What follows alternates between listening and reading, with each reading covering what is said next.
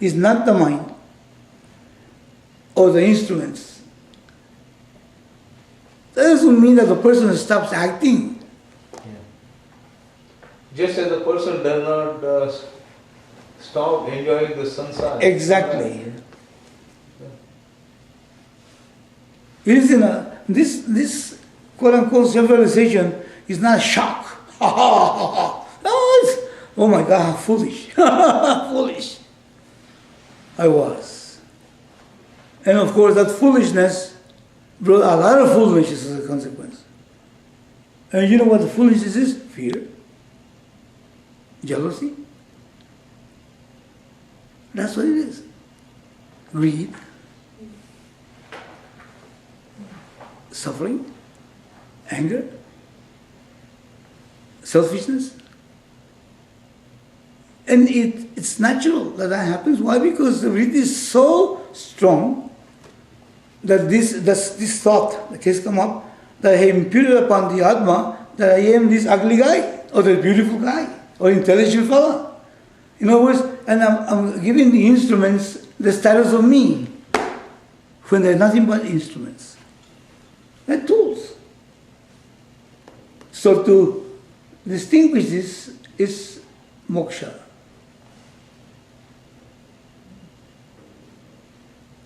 That means freedom in terms of understanding. A whole new vritti is created.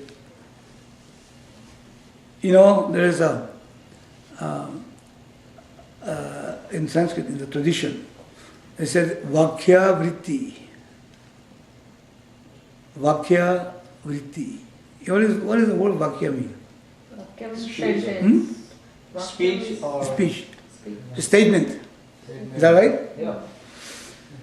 Aham Brahma Asmi is a statement. It's vakya. Mahavakya. Isn't it? Remember those vakyas? So that vritti, okay, is identical to I am, this mind, or this self is consciousness. Not only I am Brahman, but this self is exactly the same thing. So it's a vritti that the person needs to somehow, they're not just magical things that you say it and then you get so many, then you might go to heaven because of, no, nothing to do with it. No, mind doesn't magic. Once you understand it, then you take that vritti, Mahavatya vritti, and then you see the truth of that, and you give that to your mind. This mind needs to develop a new thought.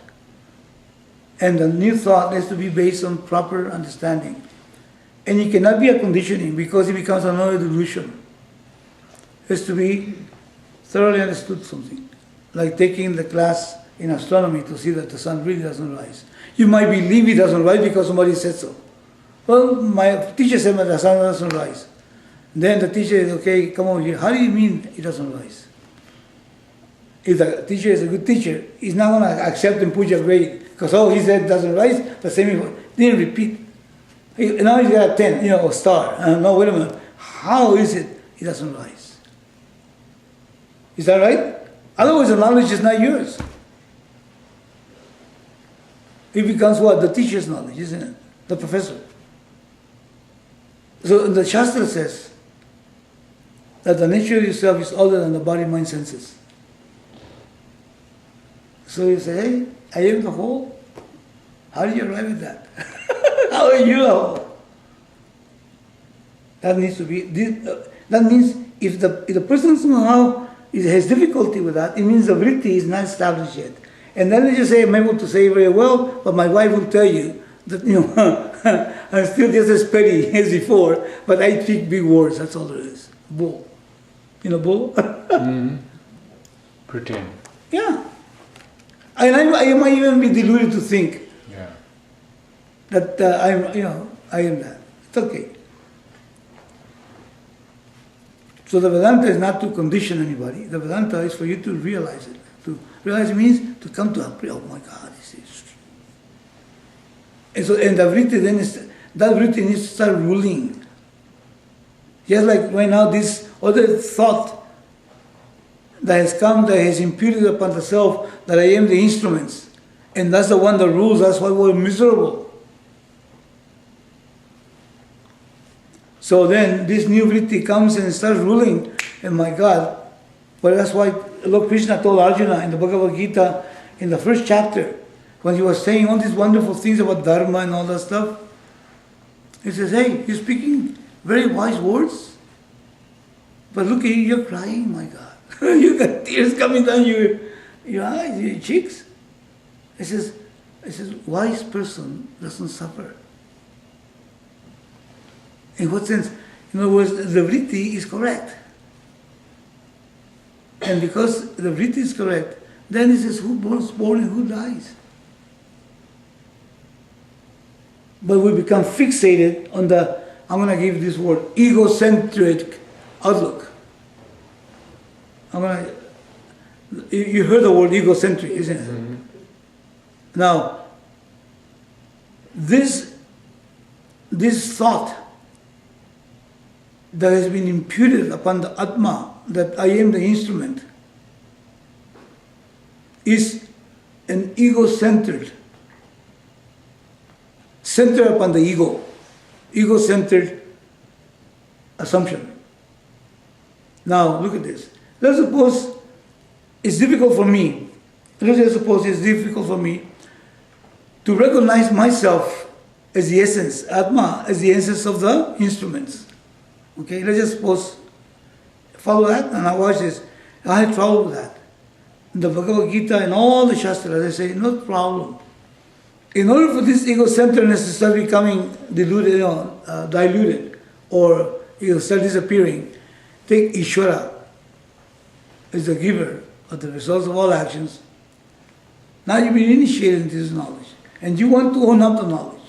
So take Ishvara as a karma phala tattva, means as a giver of the results of all your actions, number one. Number two, then also recognize Ishvara as dharma, as the order that's in the universe, and align yourself to that order in relationship to that. And that, for the sake of owning this up, you live like that, the ego-centered will be coming down to the point that then you'll be able to dismiss this vritti. So Ishvara, or in other words, God, takes when I accept God like that, it becomes like an elixir. Is that what I say, elixir? Elixir that eventually takes away the pus. I don't know if elixirs take away the pus, whatever it is, it takes away the mistake. Because little by little, the ego-centered starts becoming less and less, and then the God-centeredness starts growing in you. There's ego-centered and God-centered. Until eventually, because of this God-centered become very deep in you, then that allows this knowledge, this vritti, the new vritti, the Mahavakya vritti, to take hold. So you replace one vritti, okay, I'm the doer, and everything happens because of me, with another vritti, which is God does it. Which is actually based on fact. When you perform an action, you don't have all the power and all the knowledge for you to claim ownership of the results. There's so many other factors out there, and call it luck or call it God, whatever you want to call it, Ishvara or Jehovah, call it whatever you want. It is a fact, it's out of your hands. So then this reduces this ego-centered vritti. And then the vritti of the Lord being the giver, it starts growing in you. It's just a change of cognition, that's all it is. And it's all temporary. That possibility of exchanging the vritti, and you start saying, what is God? Then you start finding that there is no distance between you and the Lord. As a matter of fact, all there is the self. That is a Vedantic approach. And it's very, pragmatic. If you look at it from the standpoint, what we ultimately are seeking. But it requires thinking. Yeah. Real thinking, that's it. Okay, so it's a cognitive change, just remember. I don't know if you ever heard this in this way, vritti, meaning the thought. And that thought that actually rules life, in which we impute upon the self that it is the instrument. As I say, and I don't know, you have these games that people play, they have on the computer, and they put a question, and then when you mess up, they say, ah.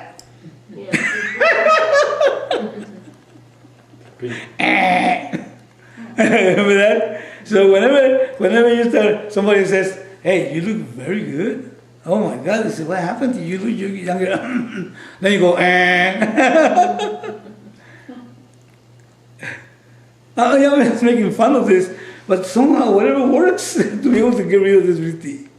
In other words, don't say it out loud. Just say it inside when you start becoming too. Louis, look at you. I didn't realize you were 71 years. I thought you looked like 50. Thank you. Inside. Watch it. Interesting. Look, Louis, you're so good. You accomplished this and accomplished that. Well, you know what it is. And then, Ishwara's prasad. It is God's given. The baseball player, that was able to hit the ball and knock off all this. You're so good. Practice and all that. Hey, what about the coach? What about the quality of the bat? All this stuff, there's so many things besides the wind was going in the right direction. And it's a team, thank you. I appreciate your comments, but that's, a person is free. That person is a lovable person. Isn't it? Is that true?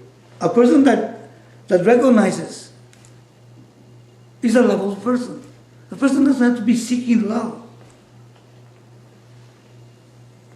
He's just a lovable person naturally. Because he's got inside, and that is less and less and less until there's no anymore. Why the vritti is taking hold. That's what I want. That's what we want. All right. That's what we ask you. We ask in the prayer. I don't know you pick up in the prayer. Om asatoma satgamaya mrityoma amritam gamaya. Mrit means what? Death. Mrityu. Mrityu, that's right. That means death. I'm not inventing this stuff. It is a death sentence. From this death sentence, the Lord lead me to what? To get rid of it. To Amrit. Amrit means what? In which death. And death doesn't belong to me. Death belongs to that which is supposed to die. Because it's within time, space, and causation. But I am that which has always been aware. I'm only in those 3 periods of time I'm present. Aham Brahmasmi. I am that Brahman. That fullness. This Atma Chaitanya, this is who I am. So death doesn't touch me. And death doesn't touch anybody. That's what the prayer is there. Because that's what we're looking for. It's addressing the mistake. It's a vital prayer. All right. Very good. Now, sorry about that again. All right. You want to read, Anita? You passed? I never asked Anita to read because many years ago she said I passed, and I never asked her to read. In Spanish classes she always reads. But in the English class, for some reason, you're so conscious of okay, go ahead, please read that. The one who knows the Karana as the Karana and the Atma as the Atma is one who knows the truth of both. The one who knows the truth of Atma also knows the truth of Anatma and is therefore Tattvavid. This then is what is meant by Guna Vibhaga. Okay, let's just make a little pause here and see what he's talking about. What can you say he's saying here? Is it clear to you?